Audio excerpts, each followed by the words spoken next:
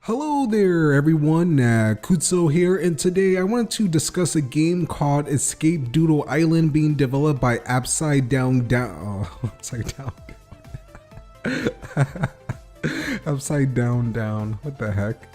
Hello there everyone, Kutso here, and today I wanted to discuss a game called Escape Doodle Island being developed by Upside Down. These are two indie developers, Veronica and Peter.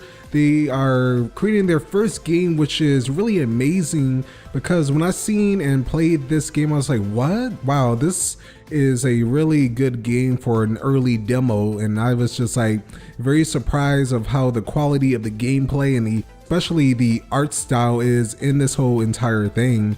It's a runner type arcade platforming game where your reflexes and wit kind of guide you through these levels. There's this giant eel monster thing called Omnomus, and this is the thing that keeps chasing you in each level, and if you are too slow, eventually it'll catch up and eat you and then you'll have to restart. And when you get to a checkpoint, you have 3 retries, so it's a bit forgiving, but I definitely will say this game is challenging. Being able to time your jumps and your farts, as weird as that sound, you get these farts that you can light on fire to either dash or jump high in the air. You also can climb up on the actual obstacles you come across, and this helps you get up before that creature comes and tries to eat you.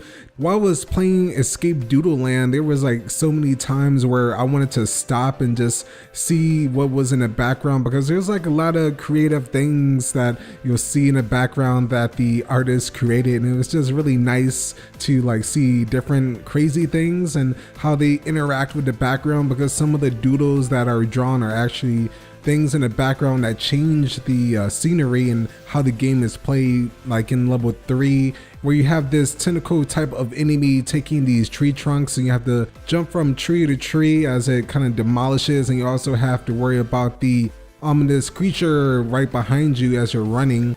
One of the cool things is you can actually go into a shop and change your character by either paying with the coins that are in the game. These coins are scattered throughout the levels, and there's also blue stars, so if you get enough coins and perform really well, you'll get these stars in order to automatically unlock characters. I like how simple it is to unlock characters just by playing really well in order just to unlock another one, although I'm really curious to see how that's going to be handled when it's on mobile devices. If you can pay currency in order to get characters, which I imagine you could do. They don't change anything, they're just for appearance, and I really like that you have the ability to get these other doodles to play around with, as they have different sound effects, having that own type of personality. One of the cool things I wanted to see, but I wasn't sure if that would really go well, is if you could create your own doodle. I see a lot of potential of a lot of creative doodles, but at the same time, there could be like a lot of inappropriate stuff. So maybe that's not the best thing, but anyway, it would still be pretty cool to see nevertheless. In total, the demo has 4 levels that I played through. Each level consists of a slightly different theme, especially when you get to the 2 last levels. I would definitely say in terms of difficulty, the challenge was just right there. There were a couple spots that I found some issues with. Number 1 is the lightning barricade in the first level that you come to. As I was running across trying to jump and, you know, avoid this lightning, as you're kind of like told to avoid the lightning just beforehand, there was like, I don't know where to go. Should I jump all the way up with the fart, or should I try and go through with a dash? But you actually just have to not do anything, and there is a coin there to indicate that, but at the same time it's a little bit difficult to know that you just have to like go and fall through the ground. Definitely if there was more of a visual indicator in this level, at least at that part, it would help a lot. In terms of other levels, I would say on the 4th level, there's these giant mushrooms that you can jump on, and you need to jump on in order to progress.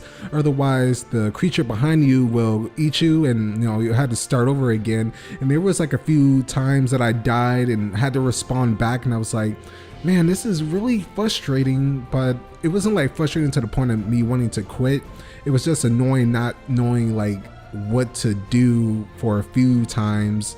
And I guess that's trial and error, but at least having more of a indicator of what you can jump on or where you have to go, because there's like so much happening and you're going so fast. And if this was a game where you could just control your character going to the right without it auto running, I could see, you know, this not being as big of an issue. But as you're going across and having to actually deal with all these platforms and obstacles, it's definitely something that you have to like just have a clear indicator for the player to actually go, you know, across or down or whatever crazy thing you have to do. Those were the only 2 levels that I feel that stood out to me when I was playing, and the only parts I really had issues with. Other times I died and it was just me not knowing really how certain things would be. Alright, so I pretty much gave my thoughts on the art style and all of that stuff, but there are still some things that I would like to see added in the future. One of the things is that the sound option is not there. There's only an option for music, and the sound can be really loud, so I had to turn that down externally on my computer. Another thing is a resolution option. There's nothing, you know, regarding resolution at all. That would be nice to have different things like windowed mode, borderless windows, full screen, and then just have resolutions, because I know on some computers it's a little bit different and some people might have some issues with that. Either having it in the startup menu or preferably in the game would be really good to have as well. A controller. This is the thing that was like something I was like, oh, this controls really well on the keyboard, don't get me wrong. But if I had a controller, which, you know, I could just map without, but, you know, definitely having the ability to add controller support would make it a lot more fun. And I feel I would continue to play it more and more, because sometimes it's just weird using it on my keyboard. Speaking of keyboard, you can't even keybind your keys, which is something that needs to be added as well. I know that the original keys they lay out for you, which is W, E, D, and spacebar, those keys are actually really good, but at the same time, I feel like being able to keybind and use other keys, especially ones that people are more comfortable with, is something that could help a lot. It's still really crazy that over the span of probably a couple years, this game was made by 2 people that looks like they just put a lot of love into this game.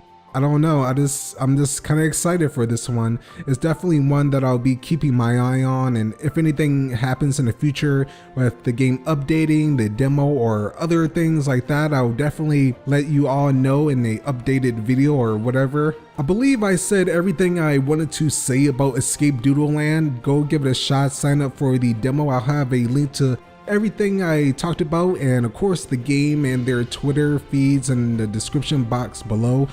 Thank you so much for watching, everyone. If this video offered you any value or entertainment, then consider subscribing for more upcoming indie gaming goodness I release during the week. I hope you all have a beautiful day wherever you are, and until next time, take care.